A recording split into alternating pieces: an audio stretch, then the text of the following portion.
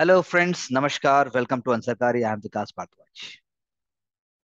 The lecture series that we are continuing, it is not just for providing you an insight into current affairs. वो तो बहुत सारी coaching institutes, बहुत सारी websites वैसे ही करती हैं.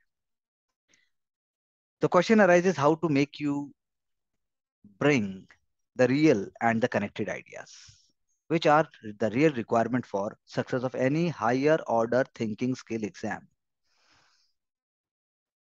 इसीलिए हम कोशिश करते हैं कि आपको एकदम दो टूक में आसान तरीके से नहीं, सही तरीके से खबर पहुंचाएं, आइडिया दें, थॉट प्रोसेस जनरेट करें और सक्सेस की सच्चाई से आपको रूबरू कराएं, because there is no shortcut. That is why we run different kind of courses including personalise mentorship and also according to the students calibre. जितना उसका वैल्यू है, जितना उसका एक वजूद होना चाहिए, उसके हिसाब से उसको ट्रीटमेंट दिया जाता है. जैसे आप कह लो पौधे को ट्रीटमेंट मिलता है. अगर मैं इसी दिशा में बात करूं इन्वायरमेंट की, तो इन्वायरमेंटल रेगुलेशन सिस्टम, क्या भारत में आपको लगता है इन्वायरमेंटल रेगुलेशन सिस्टम है? अगर इन्वायरमेंटल रेगुलेशन सिस्टम अगर है भी, तो क्या वो ब्रिज है कम्युनिटी और इंडस्ट्री के बीच में? ऐसा कौन सा स्टेट है इंडिया में जहां पर आप बात करेंगे कि जहां पर जो है इंडस्ट्रीज को होना चाहिए लेकिन इंडस्ट्रीज नहीं है? ऐसे बहुत सारे स्टेट आपको मिलेंगे मैन्युफैक्चरिंग के एंगल से. केरला भी इसका एक एग्जांपल है, बट केरला में इंडस्ट्री सिस्टम तो है, लेकिन केरला में आप कह सकते हो एक हाई डेट रेशियो भी है, वेरी हाई डेट रेशियो, और इकोनॉमिक ग्रोथ भी बहुत ज्यादा नहीं है. तो इंडस्ट्रियलाइज स्टेट्स हैं इंडिया के, जैसे आप कह सकते हो महाराष्ट्र, गुजरात, उस तरीके से आप उनको इंडस्ट्रियलाइज स्टेट्स में लेके आ सकते हो. बाय द वे, पेंडेमिक का भी एक बहुत इंपॉर्टेंट रोल है. पेंडेमिक ने एक अपॉर्चुनिटी भी दी हमको कि हम इकोनॉमिक ग्रोथ और इन्वायरमेंटल डिग्रेडेशन को डीकपल कर दें. जरूरी नहीं है कि इन्वायरमेंटल डिग्रेडेशन होगा ही होगा जैसे इकोनॉमिक ग्रोथ होगी. तो इंडिया को आत्मनिर्भर भारत में उसी में देखने की जरूरत है. तो इन्वायरमेंटल रेगुलेशन जो है उनकी मॉनिटरिंग होनी बहुत जरूरी है. इन्वायरमेंटल रेगुलेशंस की इम्प्लीमेंटेशन होना बहुत जरूरी है. जैसे एग्जांपल आपको कुछ याद आ रहा है इन्वायरमेंटल रेगुलेशन में? मुझे याद आ रहा है दिल्ली में कूड़ों का पहाड़, solid waste management. Solid waste management के मुझे याद आया म्युनिसिपल सॉलिड रूल्स भी होते हैं, म्युनिसिपल सॉलिड वेस्ट रूल और सॉलिड वेस्ट मैनेजमेंट. और इसके ऊपर तो यूपीएससी में क्वेश्चन ऑलरेडी पीटी में आ चुका है. इसके साथ साथ पीटी में एक और क्वेश्चन भी आया था जो ऑलरेडी आ चुका है, लेकिन मैं आपको सिर्फ दिशा दिखा रहा हूँ. एक्सटेंडेड प्रोड्यूसर रिस्पॉन्सिबिलिटी, एक ऐसा भी क्वेश्चन आया. तो ये जो मैंने आपसे बोला, ये चैलेंजेस इसमें रूल बनाने का नहीं है, चैलेंजेस है उनकी मॉनिटरिंग और इंप्लीमेंटेशन कैसा होगा. अपने घर से बाहर निकल के देखिए, अपनी कॉलोनी से बाहर निकल के देखिए, अपने गांव से बाहर निकल के देखिए, अपनी सोसाइटी से बाहर निकल के देखिए, आपको मेरी बात समझ में आ जाएगी. तो जुडिशरी ने बोला भाई ऑफिशियल्स भी रिस्पॉन्सिबल हैं रेगुलेशंस को इम्प्लीमेंट करने के लिए. इसीलिए रेगुलेटरी इंफ्रास्ट्रक्चर को ब्रिज बनना चाहिए कम्युनिटी और इंडस्ट्री में. अगर वो ब्रिज नहीं बनेगा तो फिर जो है गड़बड़ हो जाएगी. तो कोई भी कम्युनिटी नहीं चाहती कि इंडस्ट्रियल फैसिलिटी बंद हो जाए. मुझे याद आ रहा है विशाखापट्टनम में आज से कुछ महीने पहले एक प्राइवेट एंटरप्राइज में और एक पीएसयू में भी आग लग गई थी. कुछ मतलब सीरियस एक्सीडेंट हुआ था, गैस लीकेज और समथिंग लाइक दैट. ये एक दिन में नहीं होते. ये अर्ली साइंस है कि एनवायरनमेंट को नेग्लेक्ट किया गया है. थ्रेशोल्ड ब्रेक हुआ. जैसे हम बात कर रहे थे टिपिंग, टिपिंग, हमने थोड़े दिनों पहले हमने बात की थी एनवायरनमेंट की. When we said that if अगर एक बार वो जो टिप है उसको उसने ब्रीच कर दिया तो फिर वो जो है रिपीटेटिव साइकिल में चला जाएगा. तो हमें जो है सस्टेनेबल डेवलपमेंट के लिए रेगुलेटरी मैकेनिज्म को स्ट्रिंजेंट करना है, डाइल्यूट नहीं करना. अगर हम डाइल्यूट करेंगे तो उससे और ज्यादा कम्युनिटी को डिससेटिस्फेक्शन होगा. सिस्टम की कैपेबिलिटीज ही नहीं बनेंगी तो काम कैसे होगा. इसलिए ट्रांसपेरेंसी भी चाहिए, अकाउंटेबिलिटी भी चाहिए. तो आप सोचो ऐसा कुछ आपके माइंड में आ रहा है? कोई ऐसी केस स्टडीज आ रही हैं आपके आसपास जहां पर जो है टेक्नोलॉजी का रोल है और साथ साथ में जो है फैसिलिटेशन भी हुआ? दूसरा जो है सर्वेलेंस. दूसरा अगर मैं रेगुलेशन की बात करूं तो सर्वेलेंस, तो प्राइवेसी की बात आती है इसमें. सर्वेलेंस जो है बहुत इंपॉर्टेंट है. सर्वेलेंस का मतलब है कि अगर आपको लगेगा हमेशा मुझे कोई ना कोई वॉच कर रहा है, मुझे कोई ना कोई स्पॉट कर रहा है, मुझे कोई ना कोई नोटिस कर रहा है, तो प्रॉब्लम हो जाएगी. लेकिन अगर यही सर्वेलेंस एनवायरनमेंट में किया जाए तो इंटेंशन पे डिपेंड करता है, इंटेंशन के बाद उसके रेक्टिफिकेशन पे डिपेंड करता है. तो right ecosystem is very very important as far as you know environmental regulation or any kind of regulation is important. Anthropogenic activities तो होंगी ही होंगी. लेकिन हमें देखना है कि उनका नेट पॉजिटिव इम्पैक्ट हो सकता है नहीं हो सकता है फ्यूचर जनरेशन पे। आप ये मत लिखिए एंथ्रोपोजेनिक एक्टिविटीज को मिनिमाइज कर दीजिए, अरे कैसे भैया, चले जाओ जंगल में, तैयारी छोड़ दो, तो वो तो होगा ही होगा, but the point is that how we can really decouple it. तो इसीलिए कम्युनिटी एक्टिविज्म बहुत इंपॉर्टेंट है। हमेशा कोर्ट की जजमेंट से सब कुछ नहीं होने वाला। जैसे अरावली की पहाड़ियां बार बार आता रहता है, हरियाणा में अरावली एनसीआर, भाई ये हो गया, डिफॉरेस्टेशन डिग्रेडेशन। इन्वायरमेंटल को प्रोटेक्ट करने के लिए कम्युनिटी सेंसिटाइजेशन भी बहुत ज्यादा इंपॉर्टेंट है। तो इंडस्ट्री को ये समझना पड़ेगा, वो भी इकोसिस्टम का पार्ट है, वो सेंटर में नहीं है उसके। कम्युनिटी को अगर इम्पैक्ट होता है पॉजिटिवली नेगेटिवली, तो वो जरूर उसका एक फीडबैक मैकेनिज्म से आंसर बाहर आएगा। सो दैट इज वाई हमें पेंडेमिक से ये सोल्यूशन मिलना चाहिए कि कॉमन कॉज है हमारा, कॉमन गोल है, और कॉमन कॉज और कॉमन गोल के कारण ही हम जो है चाहते हैं कि सक्सेस की तरफ हम बढ़े। So I just wanted to discuss few ideas of mind with you which I have read and which I have understood, and that is why I discussed that. Let's move to the newspaper and let's see what it is talking about. Awadhpuri Raghunandan आए, घर घर नारी मंगल गाए। वाह। अवधपुरी रघुनंदन आए, घर घर नारी मंगल गाए।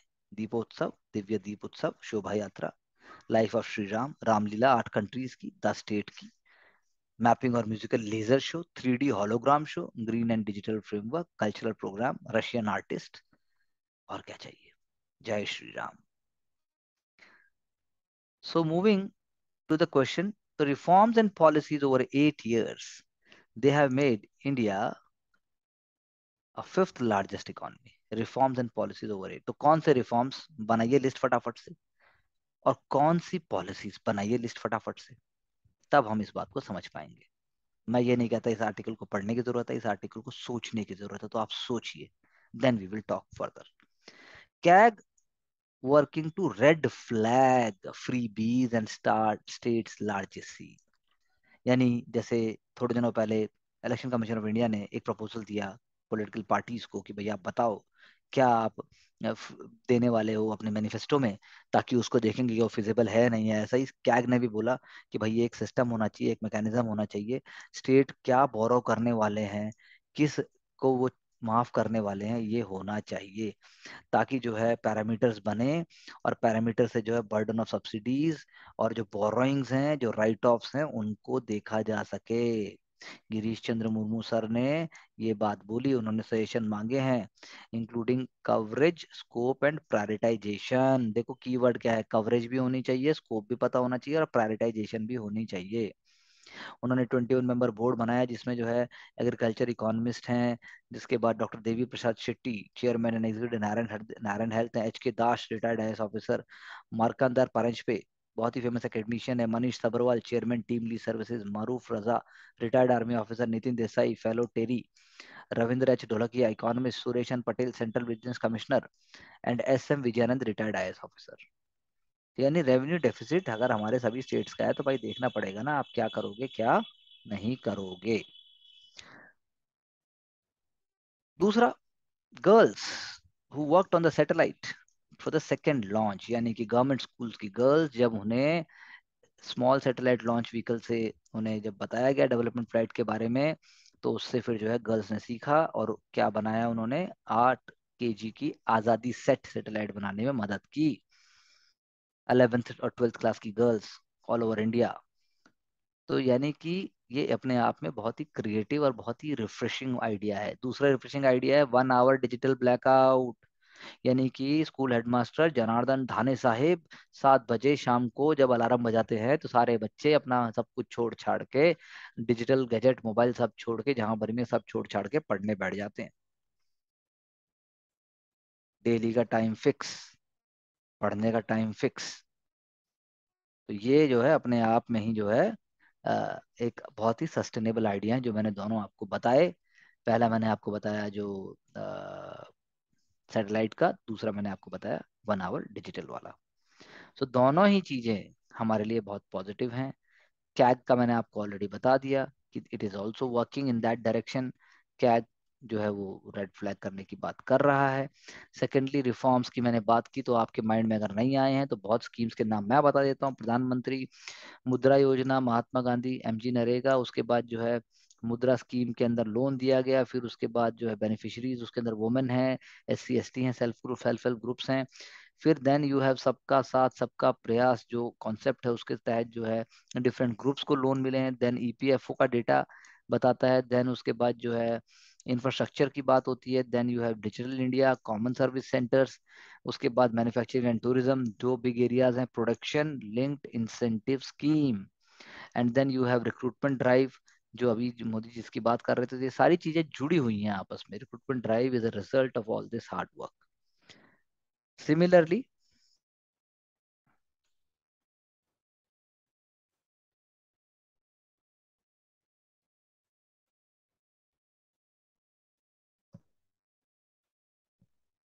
वुमेन ने फेक किया, fake rape and assault complaint, सोचिए आप। सच्चाई तो बहुत दूर की बात है, लोग फेक भी कर रहे हैं।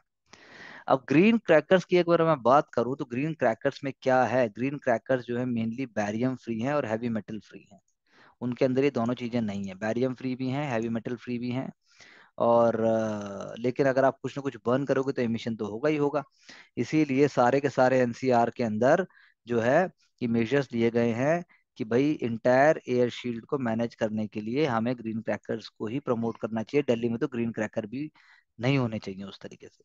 साइज को रिड्यूस कर सकते हैं, रॉ मटेरियल डिफरेंट होता है, फ्लावर पॉट्स हैं, स्पार्कलर्स हैं, बॉम्ब्स हैं, वो बनते हैं इससे। ग्रीन क्रैकर्स के अंदर जो है डस्ट सप्रेसेंट्स भी हो सकती हैं ताकि इमिशन रिड्यूस हो, पार्टिकुलेट मैटर जो है जैसे सल्फर डाइऑक्साइड है, नाइट्रोजन डाइऑक्साइड है, ग्रीन, ये सब भी हो सकता है। ग्रीन क्रैकर में मिनिमम पार्टिकुलेट मैटर जो है वो 30% तक कम हो जाता है अकॉर्डिंग टू नीरी, जैसे national environment, if I am not wrong, national environment, I am not getting the second term, NEERI is in, if I am not wrong it is in Maharashtra. तो supreme court ने बैन कर दिया है barium salts को। Supreme court has used the ban the use of barium salts and manufacture of crackers. और antimony, lithium, mercury, lead, arsenic, ये भी ban है। बैरियम कंपाउंड से ग्रीन कलर होता है क्रैकर्स में, हेल्थ के लिए हाजार्डस भी है, और उसकी फ्यूम्स भी इरिटेटिंग होती हैं। तो इनका मैन्युफैक्चरिंग परमिट है, हरियाणा में है। Haryana state pollution control board ने बैन किया है manufacture sale of all fire crackers except green ones. Noida में भी थोड़े परमिट दी गई है, पोल्यूशन कंट्रोल बोर्ड नोएडा ने ये बोला। तो दिल्ली में सारी तरह के फायर क्रैकर बैन है including green ones. So let's see, do you think it is the real solution? So we have to find what is the real solution, because Diwali बहुत ही आत्मिक फेस्टिवल है और पटाखे नहीं फोड़े तो क्या किया। Now coming to the next PT fact की तरह अगर मैं बात करूं तो लेडी हार्डिंग मेडिकल कॉलेज की जो रूट्स हैं वो आपकी जुड़ी हुई हैं इंडिया में। जब जैसे मेडिकल हिस्ट्री जब स्टार्ट होती है लॉर्ड विलियम बेंटिक के टाइम में, 1834 और 35 टू बी प्रिसाइज, तो उसके बाद से ये लेडी हार्डिंग तो बहुत बाद में आती हैं। लॉर्ड हार्डिंग के साथ लेडी हार्डिंग थी। तो अब ये जो है लेडी हार्डिंग ने कैपिटल में फर्स्ट मेडिकल कॉलेज खोला गया दिल्ली में, एक्सक्लूसिव फॉर वुमेन। और 50 एकड़ का प्लॉट शाहजहानाबाद यानी चांदनी चौक, रायसीना विलेज, जो जहाँ पे राष्ट्रपति भवन बना है, उसके लिए उसको सेलेक्ट किया गया था। शुरू में लेडी हार्डिंग, आप कह सकते हैं लेडी हार्डिंग, और जो कॉलेज था उसका नाम क्वीन मैरी कॉलेज और हॉस्पिटल था, after Queen Mary, wife of King George five. Training school का नाम जो है लेडी हार्डिंग के नाम पे हो गया। तो ऐसे करके पहला ये बना। बाद में फंडिंग आई, Maharaja of Patiala, Maharaja of Jaipur, Nizam of Hyderabad, Maharaja of Baroda, इन सब ने डोनेट किया। तो लेडी हार्डिंग जो है वो 1914 में शी वॉज नो मोर, और क्वीन मैरी के नाम के ऊपर क्वीन मैरी ने फिर सजेशन दिया कि उनके नाम पे होना चाहिए। 1813 से 1823 का जो पीरियड था that was of Lord Hardinge. Lord Hardinge के टाइम में ही आपका थर्ड एंग्लो मराठा वॉर होता है, and also some kind of other developments also took place, including beginning of Rayatwari system by Thomas Monroe इन मद्रास। और उससे पहले कुछ प्रिलिमिनरी एक्टिविटीज भी। हर दिन हर घर आयुर्वेदा। तो Ayurveda amazing, it is part of the lifestyle, it is part of the thinking process, ayurveda is very very important, part of preventive medicine ऐसा हम कह सकते हैं। और इसके अलावा अगर हम बात करें जो है इंस्टीट्यूट ऑफ टीचिंग रिसर्च इन आयुर्वेदा, वो सेलिब्रेट किया उसने 7th आयुर्वेदा डे। ये जो है आपका इंस्टीट्यूट जो है एक माइलस्टोन है, इतरा पाइनियर है आयुर्वेदा में। आयुर्वेदा फार्मेसी इंट्रोड्यूस किया, और सबसे इंपॉर्टेंट बात है, जामनगर में है, ये ऑटोनोमस बॉडी है, मिनिस्ट्री ऑफ आयुष के अंडर में। इसका बहुत इंपॉर्टेंट रोल है इट्रा का। इट्रा रिसर्च भी करते हैं एंड प्रमोशन भी करते हैं, और डब्ल्यूएचओ का कोलैबोरेटिव सेंटर भी है। यानी बेंचमार्क है। बेंचमार्क किसके लिए? आयुर्वेदा, यूनानी, panchakarma and standard terminology documents of Ayurveda, यूनानी एंड सिद्धा सिस्टम ऑफ मेडिसिन। सब पे चार चार लाइन देख लीजिए, सिद्धा। दूसरा, नवरत्ना क्या है आयुर्वेदा के? प्लेजेंट स्लीप, हो सकता है आप ले रहे हो। डेली मसाज, हो सकता है आप ना कर रहे हो। एक्सरसाइज में भी आप कर रहे हो। नेचुरल एप्लीकेशन ऑफ ऑयल बिल्कुल नहीं कर रहे होगे। गुड डाइटिक प्रैक्टिसेस बहुत मुश्किल है। Attending natural urges appropriately will prevent you from many diseases. देखिए बताइए, ये भी बहुत इंपॉर्टेंट है। Then you have code of conduct for happy and comfortable life. ये भी बहुत मुश्किल है, देखते हैं कौन कर रहा है, कैसे कर रहे हैं। Promote your health by rejuvenators. Rejuvenate is a very very subjective term वो है। Follow seasonal regimen to sustain seasonal variations. Then Gujarat is building the world's largest hybrid solar park in the Run of Kutch, size of Singapore. Modera is the first village in India to become net renewable energy generator. हम पहले भी discuss कर चुके हैं। Largest solar park जो है खावड़ा, खावड़ा ये जो है गुजरात में ही है।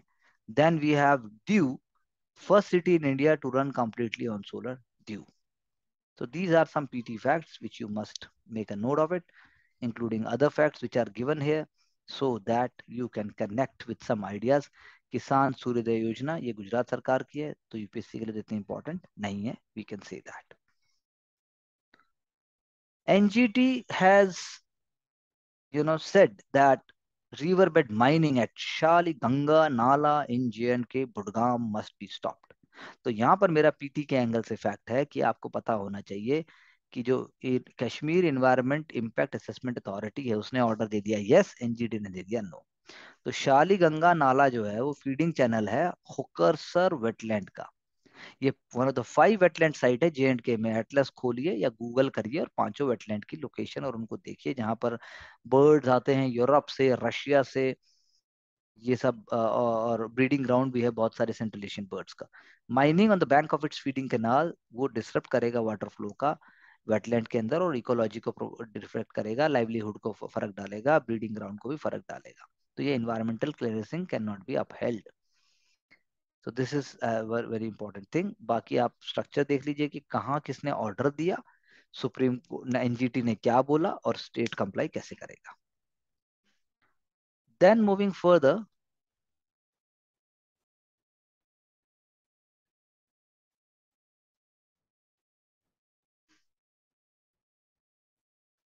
चाइना में रैंप अप न्यूक्लियर आर्सेनल। बस इतना जान लीजिए कि ऑब्वियसली कर सकता है, कोई इसमें कोई हैरानी वाली बात नहीं है। अमेंडमेंट किया है चार्टर में, यानी कि Xi is now core leader, developing fighting spirit and strengthening fighting ability, promoting Chinese style of modernization, requiring political loyalty in military। ऐसा इंडिया में है क्या? क्या जरा कंपेयर कीजिए। Opposing separatists seeking Taiwan freedom, recognizing CPC as supreme leadership force, Communist Party of China। So reforms are there, and you can say those who are loyal to Xi Jinping, they are there, others are out। Giorgia Meloni, she has become the prime minister of Italy। हमने पहले भी बात की थी। She is a right winger, brothers of Italy party की नेता है वो, Silvio Berlusconi and Meloni. Apart from that Matteo Salvini, ये सब लोगों ने सपोर्ट करके पार्टी बनाई, मतलब रूल में आए, नॉट पार्टी बनाया। That was wrong idea. Moving further, GK के एंगल से अगर हम और आगे देखें,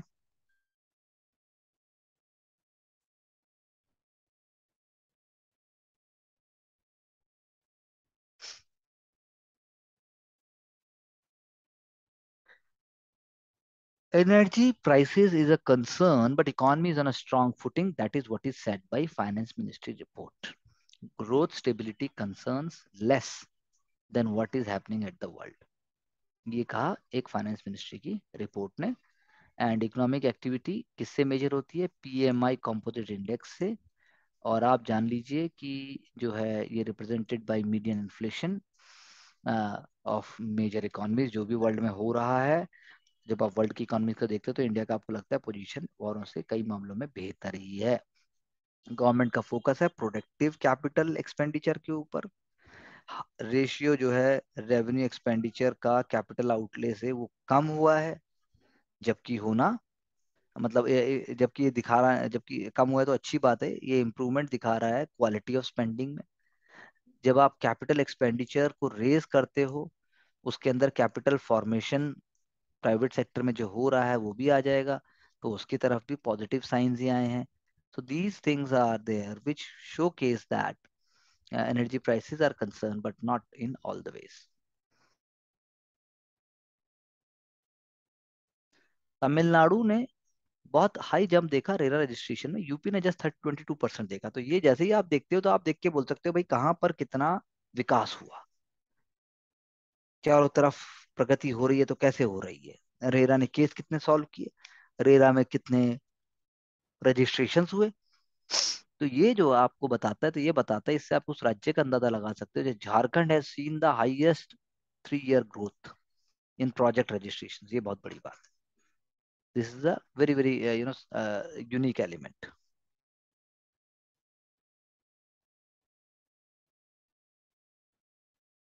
अब इन्फ्लेशन प्रोटेस्ट होने लगे हैं। इन्फ्लेशन प्रोटेस्ट देखिए, भारत में तो ऐसा कुछ नहीं हो रहा है, रोमानिया में हुआ, रोमानिया में इन्फ्लेशन प्रोटेस्ट हुए। People across France are doing that, Germany में हुआ। And this is not happening in India. जबकि हम कहते हैं we are the one who are backward, we are the one who are problematic, we are the one who are not organised. Europe ही है जो problem की जड़ है। मोढेरा, हमने बात की थी Modhera brightest spot on India solar map, हम इसके बारे में बात कर चुके हैं। ये रहा Modhera India solar map, PT के लिए है ये बात। First grid connected battery energy storage system, हम पहले भी ये चर्चा कर चुके हैं। Now coming to Lothal as a maritime history की जब हम बात करते हैं, एरियल व्यू है देखिए धोलावीरा का। धोलावीरा आर्कियोलॉजिकल साइट कच्छ में है, और यूनेस्को ने धोलावीरा को वर्ल्ड हेरिटेज साइट भी डिक्लेयर किया है। 70 किलोमीटर इलाहाबाद से दूर है लोथल, और वो लोथल का टाइम पीरियड है 2600 2600 से 2000 BC, that is the mature period of Harappan civilisation. कौन से गल्फ के पास है? Gulf of Khambhat. Lothal and Bet Dwarka, Bet Dwarka भी गुजरात में ही है। वो उन्हें एक्सकवेट किया था लेट आर्कियोलॉजिकल सर्वे के जो डायरेक्टर थे, doctor SR Rao, Shikaripura Ranganatha Rao. So 4600 years ago this site was there। Dockyard था लोथल में, ओल्डेस्ट मैनमेड डॉकयार्ड है, बर्न्ड ब्रिक्स का बना हुआ है। 240 मीटर्स लॉन्ग है एंड 37 मीटर्स वाइड है और 4 मीटर डीप है, और उसके बगल में एक वेयर हाउस भी है। लोथल कहाँ है? ट्रेड रूट के ऊपर है। कौन से ट्रेड रूट पे है? हड़प्पन सिटी जो सिंध में थी, और सौराष्ट्र पेनिनसुला में जो हड़प्पन साइट्स हैं, आप दोनों को गूगल कर, मतलब दोनों को आप एटलस में देखिए, आपको पता चलेगा। कच्छ जो है it is part of Arabian sea, very true. Lothal जो है वो फ्लोरिश हुआ एडवांस टेक्नोलॉजी से, इसीलिए उस समय से हम कहते हैं कि भाई लोथल हड़प्पन्स के लिए एक highly discipline, orderliness, visible planning थी, यूनिफॉर्म सिस्टम ऑफ वेट भी थे, और इन्फोर्समेंट ऑफ ट्रेड रेगुलेशन भी था, एफिशिएंट एडमिनिस्ट्रेशन भी था, standardisation of goods and services भी था। तो आज की डेट में जब आप लिंक करते हो, चाहे उसको गोवा से करो, चाहे उसको विशाखापट्टनम से करो, चाहे उसको मालाबार से करो, और चाहे फिर वो खुद ही आप देखो कांडला पोर्ट भी क्या ऐसा है, ये सिर्फ हम ऐसे करके एक अंदाजा लगा सकते हैं। सो models of boats have been found, Persian Gulf seals have been found, bangles have been found, terracotta pyramid, Sumerian head, semi-precious stones like carnelian and lapis lazuli। lapis lazuli क्या होता है? burnt clay। ये semi precious stone है, सारे के सारे stone तो हैं लेकिन सेमी प्रीशियस हैं। स्टोन तो हीरा भी है लेकिन वो बहुत प्रीशियस है। सो पोर्ट टाउन भी था, ट्रेडर्स को भी इनवाइट करता था, ट्रेड प्रोडक्ट्स भी मिलते थे, कल्चरल बिलीफ भी मिलते थे, और साथ में टेक्निक्स भी थी, वैल्यूज भी थे, आइडियाज भी थे।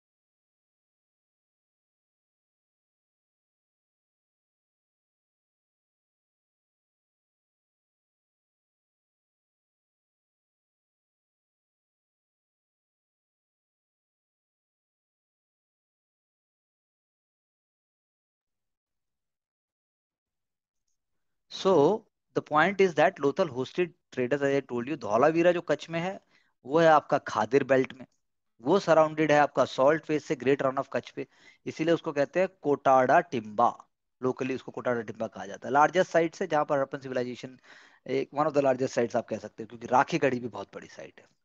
तो दो मानसून चैनल्स हैं वहाँ पे, मेनहर और मानसर, वो इम्ब्रेस करते हैं सेटलमेंट्स को। हिस्ट्री ऑप्शनल के लिए बड़ा ही इंपॉर्टेंट, बहुत ही पॉजिटिव आइडियाज हैं ये। जनरल स्टडीज पेपर 1 के आंसर के लिए भी इंपॉर्टेंट आइडियाज हैं, गुजरात के बारे में जानने के लिए मैरीटाइम हेरिटेज के हिसाब से भी I think is a wonderful thing, and otherwise also PT के लिए तो कुछ ना कुछ आ ही सकता है।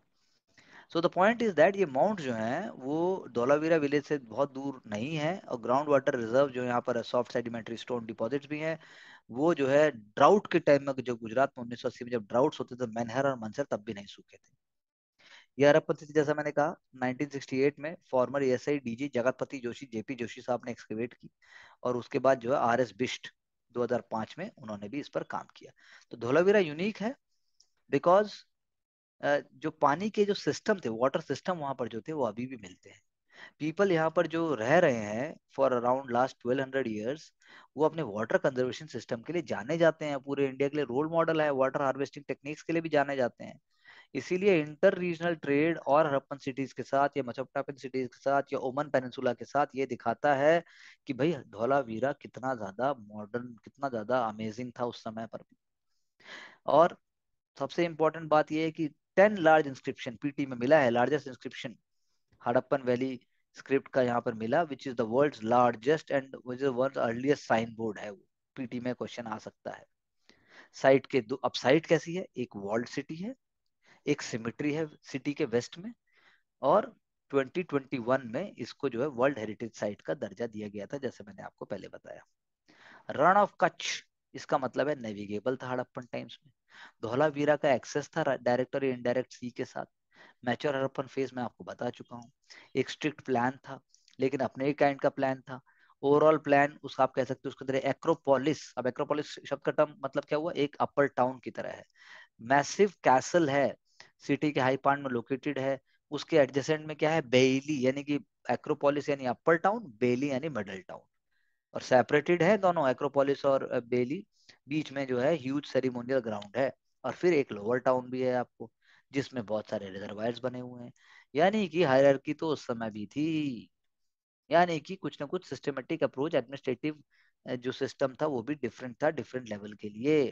धौलावीरा का एफिशिएंट वाटर मैनेजमेंट सिस्टम, जो मानसून चैनल जो मैंने आपको बताया वो चले और सिग्निफिकेंट हैं, not only for पॉन्डिंग water but also for diverting series of reservoirs, जो पानी एक्स्ट्रा जो इकट्ठा हो सकता है उस समय पे, उसको भी वो लोग इधर से they will be able to spread it. The reservoir to the east of the castle was the largest among all, and ये कह सकते हो आप it was about 10.6 metre deep, और उसके अंदर 30 स्टेप्स थे। सोचिए आप, 30 steps, 1 2 3 4 5 6 and like that. This is a wonderful article, this is a wonderful development with respect to you know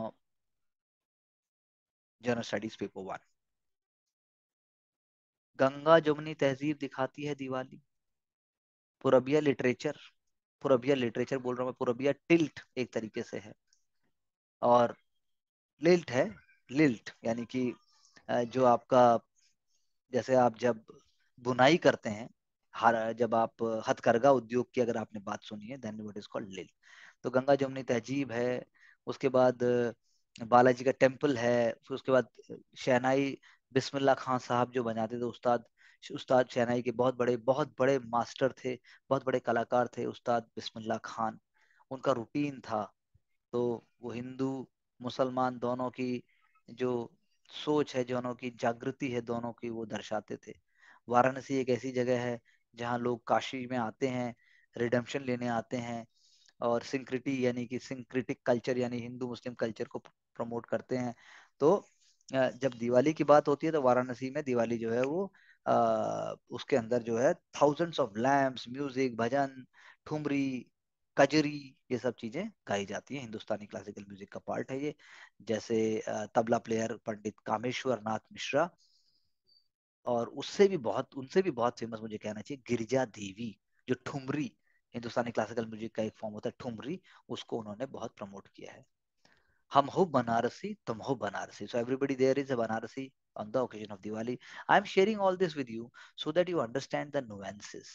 कि कोई जो है स्टेट, कोई सिटी, कोई जगह कैसे उसके अंदर एक रंग में रंग जाते हैं. So this is what I want to tell you. Mark Twain ने उसके बारे में लिखा है, बाकी थिंकर्स और राइटर्स ने लिखा है. और देव दीपावली, कार्तिक पूर्णिमा में गंगा आरती जो ये दिखा रहे हैं, देखिए है Dev Deepawali. That is how it happens. It is an amazing, amazing phenomena. Kantara मैंने पहले भी बात की थी. Kantara is related again with you know, उसके अंदर Indian myths, Indian mythology, Indian culture को रिलेट करके दिखाया गया है. So just like that. Apart from it,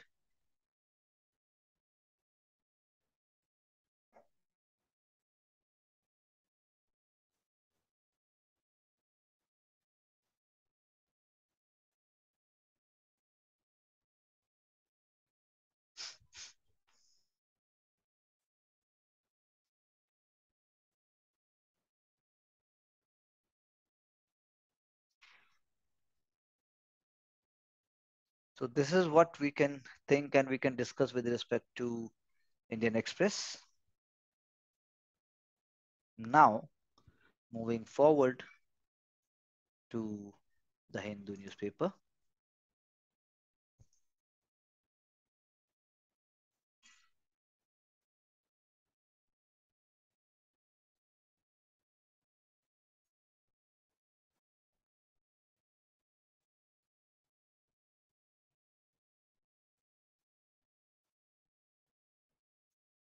One of the most important discussions which I have seen here is with respect to a discussion that the line separating judiciary, administration and legislature वो blur हो गई है.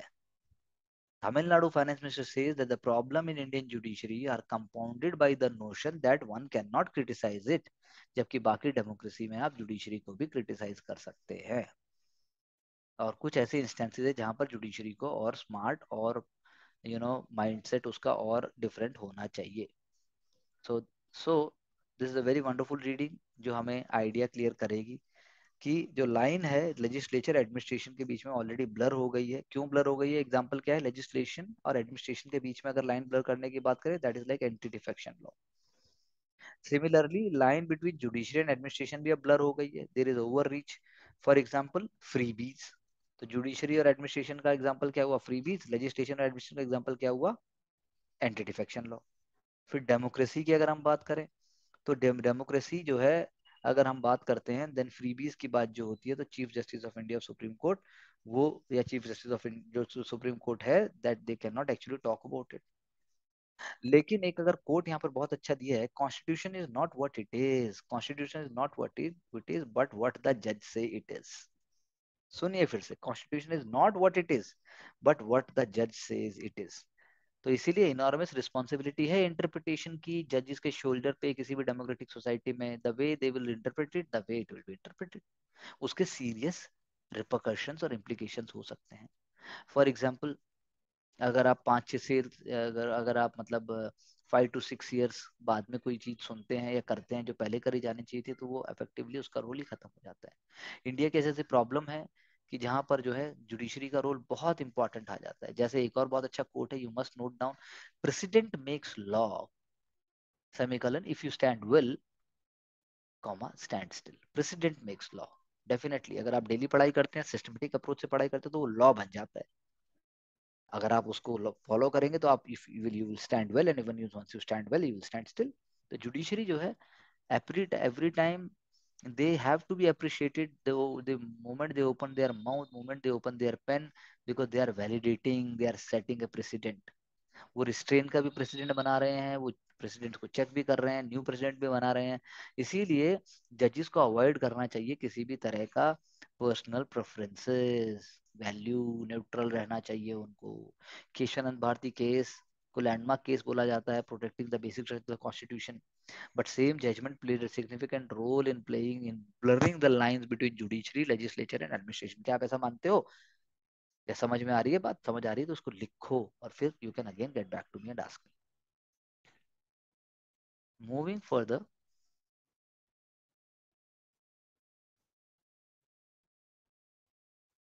ISRO's highest satellite we have already discussed.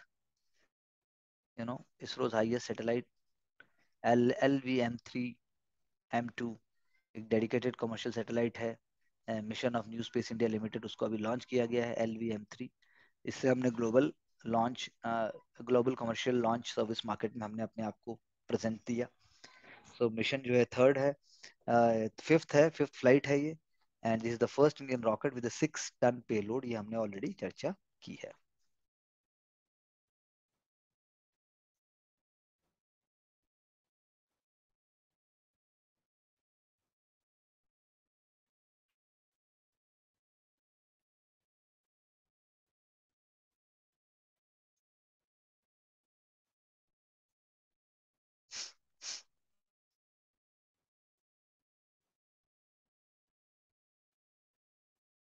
Now why is Pakistan off the FATF grey list? This is an important thing.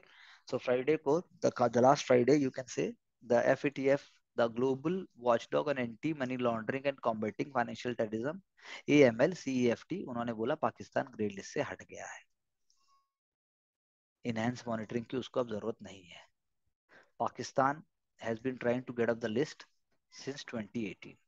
Pakistan Prime Minister Shahbaz Sharif thanked foreign minister Bilawal Bhutto Zardari, army chief general Kumar Bajwa, जो US उन्होंने recent month में visit किया था अपने diplomatic efforts के लिए। तो question is की क्या है, ये 39 मेंबर बॉडी है, 1989 में सेटअप हुई थी, G7 की मीटिंग के बाद स्टार्ट हुई। 37 कंट्रीज हैं, 2 रीजनल ऑर्गेनाइजेशंस है। क्या क्या नाम है? The European commission and the European union executive body. एक तो ये हो गया। दूसरा गल्फ कोऑपरेशन काउंसिल, यानी European commission and the gulf cooperation council, ये दोनों बॉडी इसका पार्ट है। इंडिया जो है ऑब्जर्वर स्टेटस है 2006 में, फुल मेंबर बना 2010 में। FATF meets regularly, monitor various countries, review money laundering and terrorist financing techniques and counter measures and promote the adoption and implementation of FATF लगातार तरीके से। FATF मिलती है साल में 3 बार, फरवरी जून अक्टूबर। म्यूचुअल इवैल्यूएशन रिपोर्ट्स का पढ़ते हैं कंट्रीज का और देखते हैं कि किसी कंट्री के उसमें AML और CFT रिजीम में बहुत ज्यादा प्रॉब्लम है। AML मतलब एंटी मनी लॉन्ड्रिंग, CET मतलब अभी मैंने आपको बताया था कम्बैटिंग फाइनेंशियल टेररिज्म। तो तब उसको जो है वो जुरिस्डिक्शन अपना बढ़ाते हुए इंक्रीज मॉनिटरिंग की लिस्ट में डाल देते हैं, जिसको ग्रे लिस्ट है। अगर वो भी फेल हो जाएगा तो उसको high risk jurisdiction, that is called black list में डाल देते हैं। तो पाकिस्तान ग्रे में था और अभी हटा दिया गया है। पाकिस्तान और निकारागुआ दोनों को हटा दिया गया है, जबकि DRC, मोजाम्बिक, तंजानिया वो ग्रे लिस्ट में ही है, और म्यांमार जो है ग्रे से ब्लैक लिस्ट में आ गया है। तो पाकिस्तान क्यों हटाया गया? क्योंकि FATF के जो वर्क्स हैं they are in complete secrecy, decisions are meant to be made strictly on the technicalities of the procedure. तो पाकिस्तान का ग्रे लिस्ट हमें टोटलिटी में देखना पड़ेगा, क्योंकि पाकिस्तान पहले भी ग्रे लिस्ट में था 2015 तक। 2018 में जो है 2 एक्शन प्लान उन्होंने हाईलाइट कराए, 34 पॉइंट्स। इस्लामाबाद को law, money laundering, anti terror, international requirement के हिसाब से अगर वो लॉ बनाता है और डेटाबेस रखता है टेरर ग्रुप्स का अपने सॉइल कपर से, तो फिर आपको छोड़ा जा सकता है। लेकिन एक्चुअल में तो उसने ऐसा नहीं किया है। हाफिज सईद, मसूद अजहर, ये सब ने पब्लिक रैलीज फिर भी की, लेकिन पाकिस्तान ने कुछ तो किया। तो FATF प्रेसिडेंट मार्कस प्लियर, उन्होंने इस बात को बोला कि भाई डेमोन्स्ट्रेट करो टेरर फाइनेंस इन्वेस्टिगेशन और प्रोसिक्यूशन, जो सीनियर टारगेट लीडर्स हैं उनका आपने किया कि नहीं किया। तो all designated terrorist don't have access to funds, arm levels and travel. Pakistan ने ऐसा किया। हाफिज सईद, कमांडर जाकिर रहमान लखवी, साजिद मीर, रौफ असगर, सब पे उन्होंने कन्विक्शन को स्टार्ट किया। पाकिस्तान ने क्लेम किया कि जो JEM चीफ मसूद अजहर हैं उनको वो पकड़ ही नहीं पाए हैं, जो कि आपके उरी, पठानकोट, पुलवामा इन सब में इन्वॉल्व थे, बॉम्बिंग में इन्वॉल्व थे। तो पाकिस्तान का कहना है हमारी टेरिटरी में नहीं है। पाकिस्तान FATF ने पाकिस्तान को एक मौका दिया, and then it visited the site also, and then concluded that Pakistan was reporting was reflected in the measures on the ground. पूरे प्रोसीजर के बाद किया। इंडिया का रिस्पॉन्स ये है, कंसेंसस से काम होता है। इंडिया ऑल्सो एग्रीड कि पाकिस्तान को लिस्ट से हटा लिया जाए। Pakistan had been forced to take some action against well known terrorist, लेकिन मिनिस्टर ऑफ एक्सटर्नल अफेयर्स ने कहा पाकिस्तान को ज्यादा काम करना चाहिए, ग्लोबल इंटरेस्ट में है, verifiable, credible and irreversible action लेना चाहिए टेररिज्म के अगेंस्ट में, लीनियर नहीं होना चाहिए। और इसीलिए government of India is preparing for India's turn eight FATF scrutiny और MER प्रोसेस, जो अर्ली 2023 में स्टार्ट हुआ था। वो बहुत ही स्मूथ प्रोसेस होगा इंडिया के लिए। और अब जो है weapon of mass destruction and there delivery system amendment भी जो है आ रहा है। ये मतलब अलग से अगर आप एक और उसकी मैं बात करूं तो ये जो है नीचे जो आर्टिकल जो है उसके साथ ये लिंक हो गया है। इंडिया ने जो है अपने कमिटमेंट्स को बहुत सिंसियरली लिया है वेपन ऑफ मास डिस्ट्रक्शन के, और यूनाइटेड नेशन सिक्योरिटी काउंसिल में और एफएटीएफ रिकमेंडेशंस में इंडिया ने बोला है कि प्रोविजंस होने चाहिए। किसी भी तरह का फाइनेंस अगर कोई करता है वेपन ऑफ मास डिस्ट्रक्शन के लिए तो उसको छोड़ना नहीं है, ऐसा इंडिया ने बोला। अब बात करते हैं हम एक और बड़ा इंपॉर्टेंट स्टोरी जो चली है। आरबीआई ने धनलक्ष्मी बैंक को डाला टाइट स्क्रूटनी के अंदर, और उन्होंने स्क्रूटनी के लिए बोला उसको कि भाई ठीक है, आपको अ, अब तो टाइट करना ही पड़ेगा आपके, क्योंकि फाइनेंशियल क्लोजर्स डिस्क्लोजर्स प्रॉपर नहीं है, एक्सपेंस आपके बढ़ते जा रहे हैं, जनरल मिसमैनेजमेंट है बिजनेस का। तो शेयर होल्डर्स की जो मीटिंग बुलाई गई थी वो, उसके बाद जो है स्पेंडिंग पावर्स रिस्ट्रिक्ट कर दी गई चीफ एग्जीक्यूटिव ऑफिसर की, क्योंकि कैपिटल एडिक्वेसी यानी कैपिटल खर्च करने की जो सिचुएशन है बैंक की वो खराब होती जा रही थी। यानी धनलक्ष्मी बैंक का रिस्क वेटेड एसेट रेशियो वो गिरकर 13% रह गया। यानी पहले 14.5 था, फिर 13 हो गया। तो इसीलिए आरबीआई ने बेसल 3 नॉर्म्स के अंदर अडॉप्ट जो किए हैं फाइनेंशियल रेगुलेटर ने, पूरे वर्ल्ड के हिसाब से बेसल नॉर्म्स को जो लिया 2007-8 क्राइसिस के बाद, उनके हिसाब से बैंक का सीआरएआर 9% या उससे ज्यादा होना चाहिए था। लेकिन बैंक की कैपिटल एडिक्वेसी सिचुएशन खराब हुई, इसीलिए आरबीआई ने उसको अपने हाथों में ले लिया। धनलक्ष्मी बैंक की जो एडिक्वेसी है, कैपिटल एडिक्वेसी, वो ड्रॉप्ड हो गई स्टेबिलिटी स्टैंडर्ड से नीचे। इसीलिए prompt corrective action framework RBI ने यूज किया। प्रॉम्प्ट करेक्टिव पीसीए, पीसीए में क्या करता है, रिस्ट्रिक्शंस लग जाती हैं जब तक फाइनेंशियल पोजीशन इंप्रूव नहीं होती है। माइनॉरिटी शेयर होल्डर्स जो मिसमैनेजमेंट के लिए है उनको देखा गया, और मैनेजमेंट उसका इतना पुअर कि बैंक जो है नई नई जगह अगर अपनी ब्रांच भी खोल रहा है तो एक्सपेंसेस बढ़ रहे हैं, और मैनेजमेंट जो है वो ढंग से ध्यान नहीं दे रही है। तो इसीलिए कैपिटल एडिक्वेसी इंपॉर्टेंट क्यों है बैंक के लिए, क्योंकि वो इंडिकेटर है। Capital adequacy ratio is an indicator of the ability of bank to survive as a business entity. ताकि ताकि बिजनेस सर्वाइव कर पाए, अपने आप में ऑपरेट नहीं कर सकता अगर उसके वैल्यू की जो वैल्यू है उसके एसेट्स की, अगर वो एक लायबिलिटी से भी ज्यादा उसकी लायबिलिटी से भी ज्यादा वैल्यू गिर जाएगी तो कैसे काम चलेगा, कैपिटल तो खत्म हो जाएगी, बैंक इंसॉल्वेंट हो जाएगा। तो banking regulation Basel third norm में क्लोजली मॉनिटर करते हैं कि कैपिटल एडिक्वेसी किसी भी बैंक की रहनी चाहिए, बैंक फेल ना हो जाए। मतलब 25 रुपए हैं उसके पास, बैंक के पास, और 50 रुपए उसको मेंटेन करने में लगा दिए जाएंगे, तो ये नहीं चलेगा। तो सीआरएआर एक रेशियो है, वो बैंक की कैपिटल को वैल्यू, जो बैंक की कैपिटल की जो वैल्यू है उसको कंपेयर करता है जो उसके पास बाकी एसेट्स हैं, वेट करके जो भी एसेट्स हैं कितनी रिस्की है ईच एसेट। यानी कि जितने सारे एसेट्स हैं अगर उनका रिस्क बहुत ज्यादा है और बैंक की जो वैल्यू है उससे भी बहुत ज्यादा है, तो यानी कि फिर तो गड़बड़ हो गई, तो बैलेंस शीट जो है वो पुअर हो जाएगी। Higher weightage is given to the value of assets, जबकि जबकि बैंक की कैपिटल एडिक्वेसी रेशियो को जब चेक किया जाता है तो कैपिटल एडिक्वेसी रेशियो जो है बैंक का वो कम हो जाता है, और जैसे वो गिरेगा इसका मतलब हायर रिस्क है इंसॉल्वेंसी का। यानी सीआरएआर रिस्क जो बनता है बैंक के सॉल्वेंट या इंसॉल्वेंट रहने का, या क्वालिटी जो उसकी है, रिस्क लेने की एबिलिटी है बैंक की, उसको दिखाता है। तो धनलक्ष्मी बैंक के केस में ऐसा ही किया गया कि भाई उसकी इंसॉल्वेंसी जो कंडीशन है उसकी ना आए, उसलिए जो है बैंक को आरबीआई ने बैंक के लिए एक्शन लिए। ठीक है ना जी। अब आगे क्या होगा। अब आर धनलक्ष्मी बैंक तो एडिशनल शेयर ओपन मार्केट में राइट्स की तरह छोड़ रहा था भाई, कैपिटल एडिक्वेसी के लिए भैया और शेयर छोड़ दिए, पैसा और आ जाएगा, बैंक के पास इक्विटी कैपिटल तो आ जाएगी। लेकिन इनिशियल पब्लिक ऑफरिंग जहां पर नए शेयर होल्डर आएंगे वो बैंक के कैपिटल को बढ़ाने में मदद कर देंगे, और रेगुलेशन को बनाने में भी मदद कर देंगे, और बफर जोन की तरह भी बना देंगे, कोई लॉस आएगा नहीं आएगा। तो राइट इशू अभी क्योंकि डिले हो गया है, बैंक का क्योंकि कोर्ट में केस चल रहा है, माइनॉरिटी शेयर होल्डर्स और बैंक के नॉन कंप्लायंस जो रूल्स को किए उसकी वजह से बैंक जो चल रहा है उसकी वजह से जो है बैंक की एबिलिटी जो है चीजों को आगे बढ़ाने की वो और पुअर हो गई है। तो आरबीआई के नॉर्म्स जो है कैपिटल एडिक्वेसी पे वो भी उस पर लागू हो चुके हैं। तो आरबीआई इसीलिए धनलक्ष्मी बैंक के ऊपर कल क्लोज नजर रखे हुआ है कि जैसे ही उसकी कैपिटल एडिक्वेसी नॉर्म्स ज्यादा स्ट्रेन में आएंगे, then RBI will again will act and it will be taking action। जैसा मैंने कहा बेसल 3 नॉर्म्स के अंदर धनलक्ष्मी बैंक जो है वो उसको मतलब मैनेजमेंट अगर ठीक से नहीं कर पाती है तो फिर और भी कुछ नए नए स्टेप्स लिए जा सकते हैं।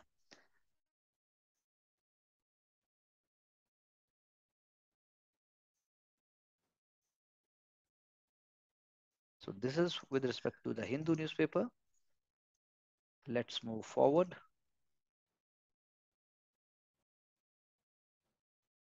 अब स्टम्प टेल्ड मकाक की अगर मैं पीटी के एंगल से बात करूं, ये आपका stump tailed macaque red face primates हैं जो विलेजेस में नहीं जाते हैं।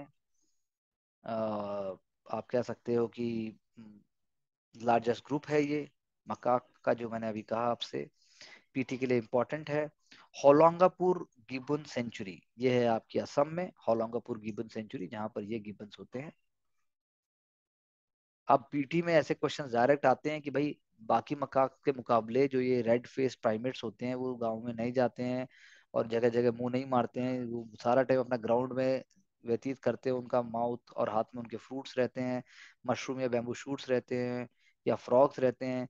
उनकी जो फेवरेट रूट है वो डे फ्लावर फैमिली का, जिसको हम कहते हैं अतुभंगा, और वो सेंचुरी में सब जगह मिलता भी है। तो इतना तो हमें पता ही होना चाहिए, यू नो।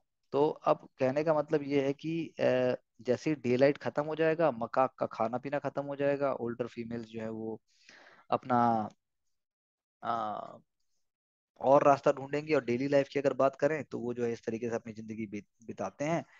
और आप कह सकते हैं कि इंडिया की एक, जैसे मैंने पहले भी बात की थी ग्रेट इंडियन बस्टर्ड की, कि भाई वो उड़कर जैसलमेर और अपना रन ऑफ कच्छ से उधर पाकिस्तान की साइड पहुंच गया, तो because they are getting probably the right environment over there. तो यहाँ पर भी ऐसी बात कुछ हो सकती है कि अगर मान लो उसका इकोलॉजी इन्वायरमेंट को अगर कोई दिक्कत नहीं पहुंचाई जाती, जब तक कोई भी प्रॉब्लम नहीं आती है।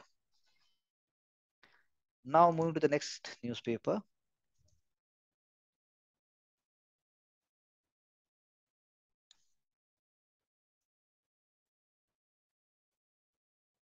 इंडियन फॉरेन ऑफिसर्स, जो इंडिया के 118 जो हेड ऑफ मिशंस हैं वर्ल्ड में, वो दिल्ली आए और उन्होंने जो है external affairs minister, foreign secretary और इवन प्राइम मिनिस्टर ने उनको एड्रेस किया। और जो है फॉरेन सेक्रेटरी जो है वो अ, इन सारी चीज़ों को मैनेज करने में हेल्प करते हैं। तो केवड़िया गुजरात में सरदार पटेल के स्टैचू के अंडर जो है उनकी मीटिंग्स होती हैं।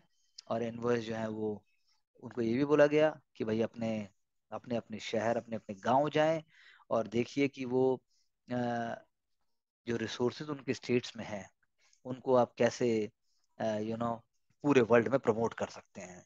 तो Manipur chief minister N Biren Singh जो है उन्होंने होस्ट किया मनोज कुमार भारती को, जो कि इंडोनेशिया के हेड ऑफ मिशन है।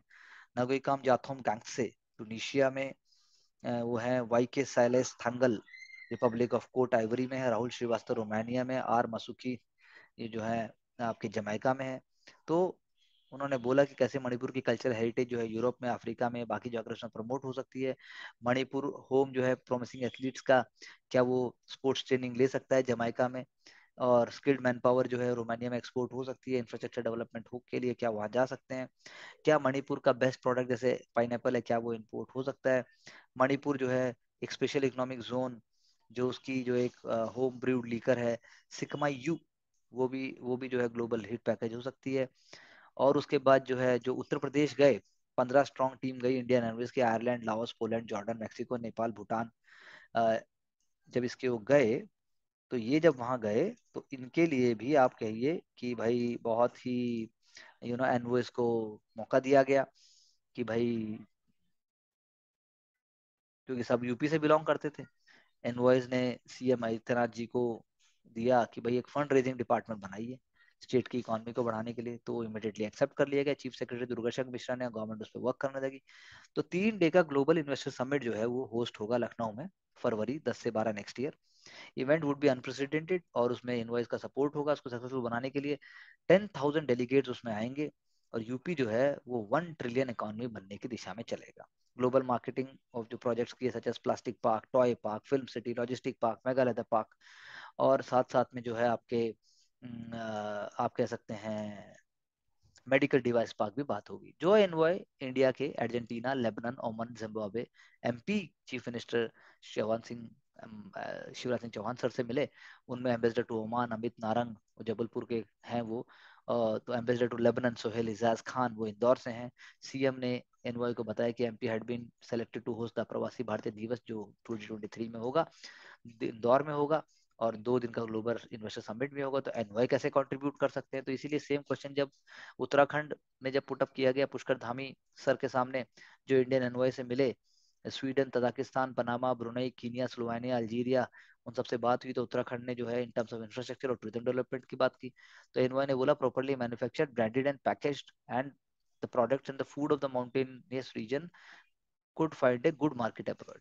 जो हरियाणा सीएम खट्टर साहब से मिले, उन्होंने भी हरियाणा के बारे में कॉन्फिडेंस एग्जीट किया, कहा कि भाई चाहे इंडस्ट्रियल इन्वेस्टमेंट है, इंफॉर्मेशन टेक्नोलॉजी है, कार मैन्युफैक्चरिंग है, हरियाणा का एक यूनिक आइडेंटिटी है इंडस्ट्रियल सेक्टर में, जो है ये और ज्यादा प्रमोट हो सकती है। इंडिया एनवाई जो Liberia, democratic Republic of Congo, Italy, Paraguay, Denmark, Zambia है, उन्होंने मीटिंग अटेंड भी की। और वहां पर एक जो है एक ऑनरेडी हरियाणवी प्रदीप कुमार रावत, जो इंडिया के एम्बेसडर हैं चाइना से, रावत ने जो है मैकेनिकल इंजीनियरिंग एनआईटी कुरुक्षेत्र में पढ़ी थी 1980 से 1987, और उनकी हरियाणा की अपनी फॉन्ड मेमोरीज हैं। बी बाला भास्कर एंड पार्वथेनी हरीश, ये इंडियन एम्बेसडर हैं नॉर्वे, जर्मनी के, ये विजयवाड़ा गए, उन्होंने सीएम एस जगनमोहन रेड्डी से मुलाकात की, उन्होंने नए सी पोर्ट के बारे में जाना, फिशिंग हार्बर्स के बारे में जाना, पोर्ट रिलेटेड इंडस्ट्रियल पार्क्स के बारे में जाना, स्टेट गवर्नमेंट ने क्या डेवलप किया ये जाना, जो वो both are posted in countries that appreciate coffee. तो सीएम सेड कि वो आंध्र प्रदेश को कॉफी मार्केट बनाने में उनकी मदद चाहेंगे। So they're energise by visiting their states. कुछ ने बोला बहुत सारे ग्लेयरिंग गैप्स हैं, जैसे महाराष्ट्र, कर्नाटक, तमिलनाडु, यहाँ सिग्निफिकेंट ओमिशंस थे। स्मॉलर स्टेट्स लाइक पुदुचेरी, उनके तो फॉरेन सर्विस ऑफिसर है ही नहीं। Veterans from the foreign service से जो ये हेड ऑफ मिशन मीटिंग है, वो ज्यादा पहले स्पोरेडिकली हेल्ड होती थी, जब पहले जो फॉरेन सेक्रेटरी शिव शंकर मैनन थे, उन्होंने उनका एनुअल अफेयर बनाया 2008। सुषमा स्वराज ने domestic travels by Indian diplomats, उनको जो है नॉर्थ ईस्ट में प्रमोट करने की बात की। तो इसीलिए बहुत जल्दी है ये कहना कि क्या होगा, लेकिन जो सन ऑफ द सॉइल्स हैं ये जरूर जो है पूरे वर्ल्ड में भारत की जो हवा है, भारत की जो मिट्टी है, भारत की जो सोच है, उसको जरूर लेके जाएंगे। नाउ मूविंग फर्दर, जी हम पहले ही बात कर चुके हैं जी का rise. born in 1953 beijing, son of Xi Jinping, senior communist party official and former guerrilla commander. 1982 joins military aid as Central Military Commission and Defense Ministry. He was regional leader in 2007, joins national leadership in the Politburo Standing Committee, names Vice President of China, and then from 2012 onwards, he is the national leader. Xi Jinping thought, and then Xi Jinping starts a third 5-year term as the Communist Party leader.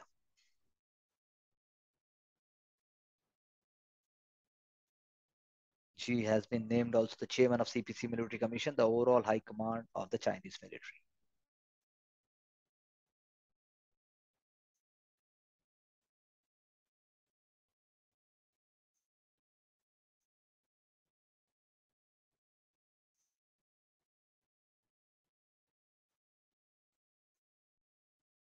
Going with the next newspaper,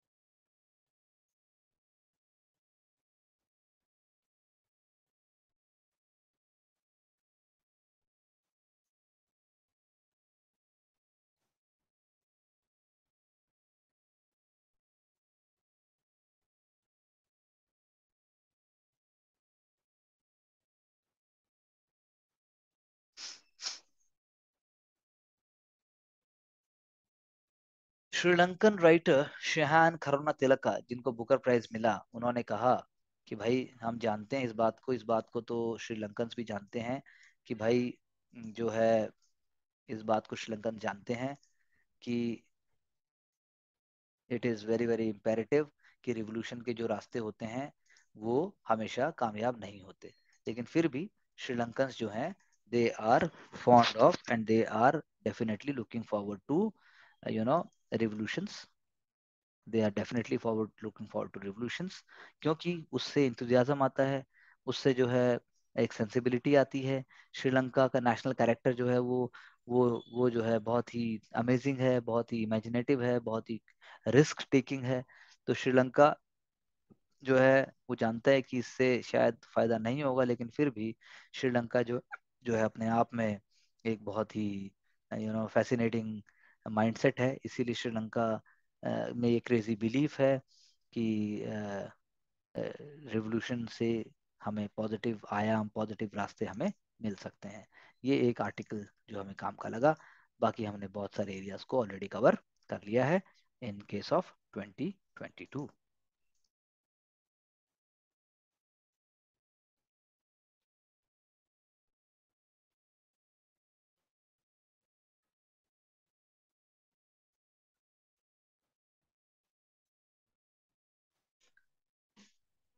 अगर हम और बात करें, अगर हम बात करें hyper personalise messages जो कि रिटेल कंज्यूमर्स को रिटेन करने के लिए जो कर रही हैं कंपनीज आजकल, तो 71% of consumers expect companies to deliver personalize interactions. 76% get frustrated when this is not happening. We are already working on personalized manner, but you are not consumers for me. You are a successful candidates of the future. Brands focus on hyper personalization. Conversion rate बहुत ज़्यादा है। Hyper personalization drives 10% increase in the consumer lifetime value. तो ये अब public services के लिए भी personalise चाहिए, जैसा कि हमारे प्राइम मिनिस्टर साहब जो है उन चीज़ों को मेंटेन कर रहे हैं। तो this is what I just wanted to make you understand कि ये चीज़ें सिर्फ प्राइवेट सेक्टर में नहीं है, गवर्नमेंट सेक्टर में भी इसका बहुत ज़्यादा वैल्यू और उसकी बहुत ज़्यादा यू नो इम्पोर्टेंस है। Rest of the articles we have covered. Yes, this I wanted to share with you that Kibitu, काहो एंड मुसाई, किबितु, काहो एंड मुसाई, ये विलेजेस जो हैं ये 1962 इंडो चाइना वॉर के लास्ट 3 विलेजेस हैं। ये किबितु, काहो एंड मुसाई। और एक और मैं आपको बता दूं, battle of Walong, October 21 China attacks McMahon ridge, Kibithu को ले लेता है, किबितु को कैप्चर कर लेता है, वालोंग की तरफ चलता है, इंडियन आर्मी ने सक्सेस रजिस्टर की, Chinese occupy a major of hilltop enabling to dominate Walong, reinforced Chinese army carries out final assault, Indians retreat due to shortage of artillery, ammunition and ration and winter clothing. For China it was a victory, but then उनके 4000 soldiers मारे भी गए। This I wanted to share with you. Why India is taking up UPI to the global level? सबसे पहली बात, India जो है UPI लेके जा रहा है। देखिए Bhutan, Singapore, Malaysia, south east Asia, UK, Nepal, UAE, France, Europe, Oman, Saudi Arabia, Bahrain. कारण कारण है कि इंडिया चाहता है कि जब रोबस्ट मर्चेंट के साथ आप एक्वायर नेटवर्क एक्वायर करेंगे, जैसे यूपीआई, यूएई के अंदर उन्होंने एनपीसीआई ने टाइप, एनसीपीआई यानी कि national payment corporation of India, उन्होंने मशरक बैंक के साथ टाई अप किया। तो गोल क्या है? गोल ये है कि जो है जब कोई इंटरनेशनल रिस्क होगा, तो इन दैट सिचुएशन फाइनेंशियल या जियोपॉलिटिकल प्रॉब्लम जब कोई आती है, तो ट्रेडिशनल पेमेंट जो चैनल है वो अगर डिसरप्ट हो जाते हैं, तो यूपीआई चैनल तो हमारे चालू रहेंगे ही रहेंगे। एनपीसीआई ने पार्टनर किया है डिफरेंट डिफरेंट बैंक के साथ डिफरेंट डिफरेंट कंट्रीज में, और एनपीसीआई इंटरनेशनल पेमेंट्स लिमिटेड एक वो इन चीज़ों को देख रहे हैं, एक्सपेंशन को देख रहे हैं। और सिंगापुर और यूएई ने इंटरेस्ट शो किया है रुपे पेमेंट सिस्टम को। तो पॉपुलर मेथड है इंटरनेशनल सिस्टम का, डेबिट फॉरेक्स क्रेडिट कार्ड उन कंट्री में इशू हो रही है। तो जैसे अमेरिकन कार्ड होते हैं वैसे ही हमारा अब यूपीआई का भी हो जाएगा। लेकिन हमारा गोल है कि होम ग्रोन टेक्नोलॉजीज को हम पुश करें by passing American payment companies. इससे जो है हमारा ग्लोबल डिजिटल फुटप्रिंट भी बढ़ेगा। जिन इन कंट्रीज के साथ हमारा जो है फिर डिप्लोमेटिक सोर्सेज से अगर हम एंगल से देखें, तो जैसे चाइना पर सेंशन लग गई, ईरान पर सेंशन लग गए, तो यूएस प्रेशर डालता है सारे के ऊपर ही।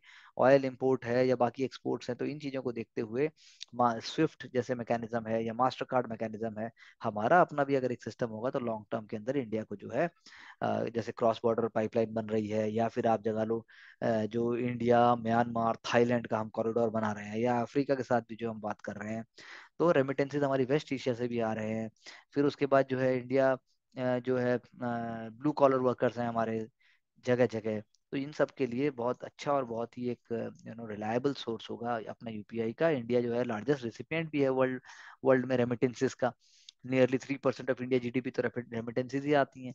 अ, इंडिया जो है 87 बिलियन रेमिटेंसेज आए हैं, जबकि चाइना और मेक्सिको का तो ऐसा कुछ भी नहीं है। तो इसीलिए इंडिया वांट्स कि वीजा और मास्टर कार्ड को हम अवॉइड करें, स्विफ्ट रूट्स को भी हम अवॉइड करें, और अपना 2 स्टेप प्रोसेस हम बनाएं रेस्ट ऑफ द वर्ल्ड के साथ। इसीलिए हमने एक पेमेंट सिस्टम बना रहे हैं, यूपीआई का सीमलेस सिस्टम हम बना रहे हैं। और यूपीआई जो है एक प्री रिक्विजिट है सीमलेस ट्रांजेक्शन के लिए, इसीलिए that is why it is a very very important thing. इसमें लेकिन चैलेंजेस भी हैं, जैसे कि भाई कन्विंसिंग करनी पड़ेगी पहले, उसके बाद जो है गवर्नमेंट जो है प्रॉमिस कर लेती है, लेकिन बैकवर्ड जो चैनल है, टेक्नोलॉजिकल चैनल है, वो करना बहुत जरूरी है। फिर उसके बाद जो है डेडलाइंस के अंदर काम करना बहुत जरूरी है।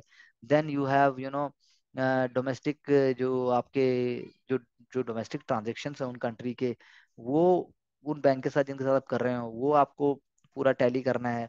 इंटरनेशनल ट्रांजेक्शन्स के लिए मनी इस तरीके से ट्रांसफर होना चाहिए कि आरबीआई का जो अप्रूव्ड सिस्टम है उसी के थ्रू हो। तो integration of UPI with the liberalised remittance scheme जैसे एक है, वो बहुत ही अपने आप में मुश्किल है। केवाईसी, एंटी मनी लॉन्ड्रिंग, ये सारा होना चाहिए। और पॉजिटिव एंगल से सारी चीजों का यूटिलाइजेशन होना चाहिए।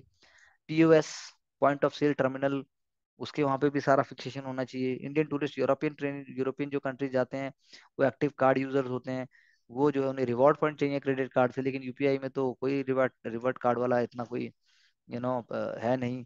तो क्रेडिट कार्ड जो है हाई सक्सेस रेट है पीओएस टर्मिनल्स पे, इसीलिए की रीजन भी है उनके सक्सेस का।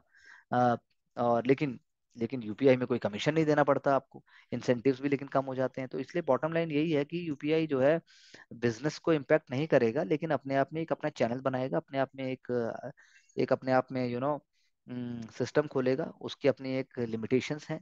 लेकिन फाइनेंशियल और जियोपॉलिटिकल एंगल से it is a communication cooperation which must be appreciated.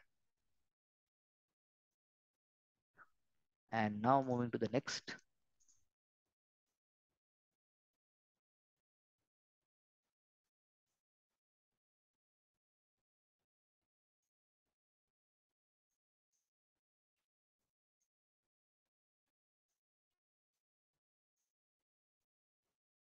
In this, let's see, is there any important news item which we can pick up from Business Line newspaper? I don't think so. So we'll move to the next one.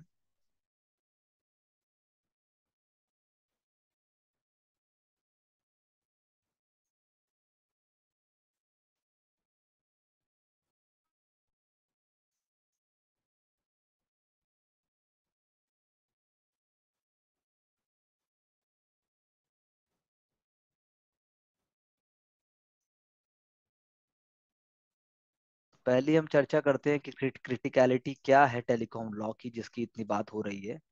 Government ने public कर दिया है draft Indian telecom bill 2022, जो कि colonial area के Telegram act को replace कर देगा। कॉलोनियल ईरा का टेलीग्राम एक्ट 1985 में आया था, 1885 में आया था। उस समय इवन लैंडलाइन और टेलीफोन एक्सचेंज भी नहीं थे।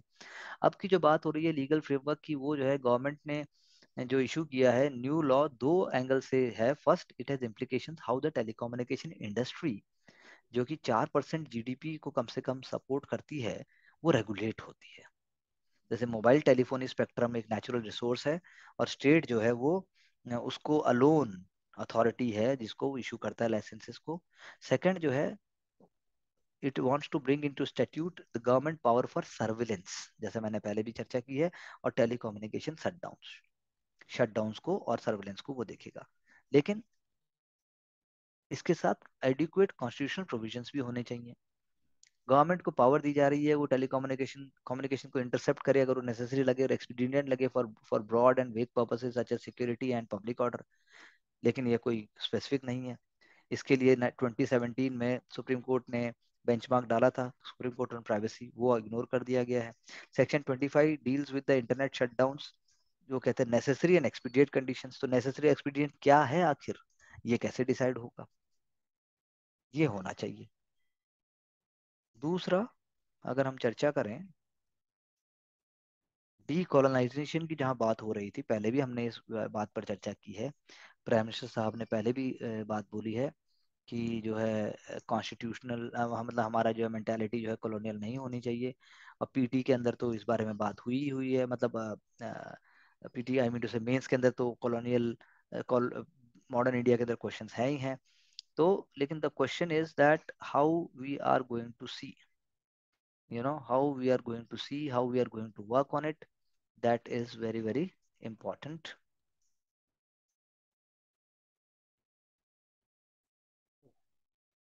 Just a moment, we are picking up a previous one, so let me get back to the right one,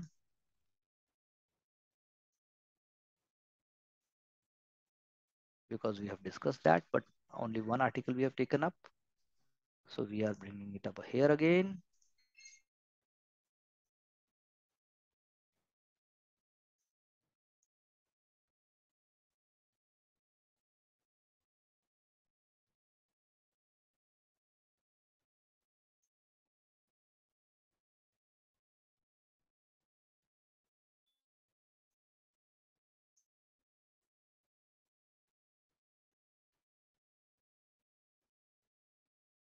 So green tribunal यानी एनजीटी जिसकी फिर मैं बात कर रहा हूँ, उन्होंने हॉल्ट कर दिया है उत्तराखंड में जो जिम कॉर्बेट टाइगर रिजर्व है। कॉर्बेट टाइगर रिजर्व के अंदर उन्होंने जो है मीडिया रिपोर्ट्स को देखते हुए Pakhro tiger reserve, Pakhro tiger safari project को फिलहाल रोक दिया है, because there have been illegal felling of the trees. उसका कोई सॉल्यूशन होना चाहिए।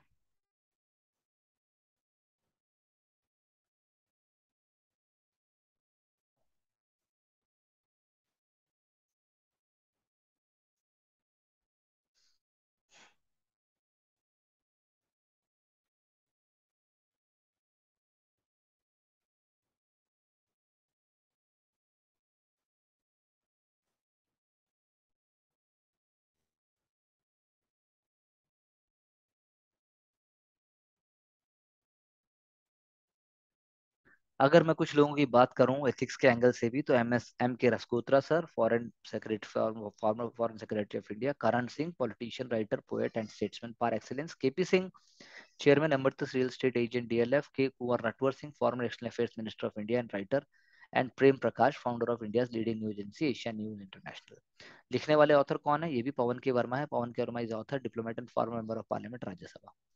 अब बात ये हो रही है कि he had the good fortune of meeting Rasgotra sir, जो है 98 हैं, और सब जो है they were born in 1931, they all are 91. So he says that I have learned a lot, and I have been fortunate enough to be around them. So that is why he is saying कि it is not that they have their lives are insulated from the normal turbulence of life. क्या होता है, loss, grief, loneliness, failure, disappointment, but three things are making them a different person from others: a positive attitude to life, what the life has still to offer, ability to set themselves a goal, and working tirelessly to achieve that goal, and discipline. Rasgotra, वो अभी भी intimate elegant lunches, dinners and walking stick लेके चलते हैं। Karan Singh sir, best the best president the country never got, still जो है उनको public lectures के लिए बहुत डिमांड किया जाता है। KP Singh is the fittest of all, over 6 feet tall, he stands ramrod straight and can play 18 holes of golf every day. Irrepressible zest for life is summed up in the mantra he gave me, QTR, quality time remaining. कुंवर नटवर सिंह, वो regular column अभी भी लिखते हैं, वरिष्ठ reader हैं, commentator हैं।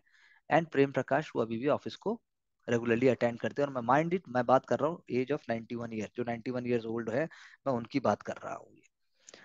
दूसरा, उन्होंने इन लोगों ने सब कुछ देखा है, जैसे एम के रसकुल्ला सर ने लाइफ इन डिप्लोमेसी लिखी है, करण सिंह ने ऑटोबायोग्राफी लिखी है, केपी सिंह ने अपनी जर्नी लिखी है, whatever the odds, the incredible story behind DLF, Natwar Singh has retold his life in one life is not enough, and Prem Prakash has documented his career in reporting India, my 70-year journey as a journalist. These are inspiring books, आपको और मुझे भी पढ़नी चाहिए। तो जो है, अब आप लगा लीजिए कि ये सारी चीजें इतनी रिलेवेंट हैं, they have much to teach us if you want to know the secret of success and long life. So जैसे कि दिवाली का सीजन है और जो है इन्होंने कहा कि मैंने बुक लॉन्चेस और इन सबको मैंने अटेंड किया and he has been talking about pioneering journalist Madhu and Naresh Trehan, Medanta जो फेम है, one of the India's leading cardiac surgeons, और उनकी जो डॉटर है, talented daughter Shonan Trehan, amazing brick work, और उन्होंने जो है वो शी हैज बीन आर्किटेक्ट। तो वही बात है, हर एक की लाइफ, हर एक का गोल, हर एक का एक डायनामिज्म, इन चीज़ों की पवन के वर्मा साहब ने बात की, तो मैंने सोचा मैं आपसे ये बातें शेयर करूं। जब आप क्लाइमेट शॉक की बात करते हैं तो एनसीआर में, तो फिर ऑब्वियसली अब आप सोच लीजिए क्लाइमेट शॉक, आप मुझे बताएंगे, मैं आपको बार बार नहीं बोलूंगा पढ़ पढ़ कर कि भाई ऐसा हो सकता है। आप सोचिए कि एनसीआर जैसी जगह में क्लाइमेट शॉक्स के हम वो करने के लिए हम आखिर क्या कर सकते हैं। We will take up this discussion further on, and do like, share and subscribe and join us for more integrated, more smart and more open ended values for getting success in examination. Thank you very much. See you soon.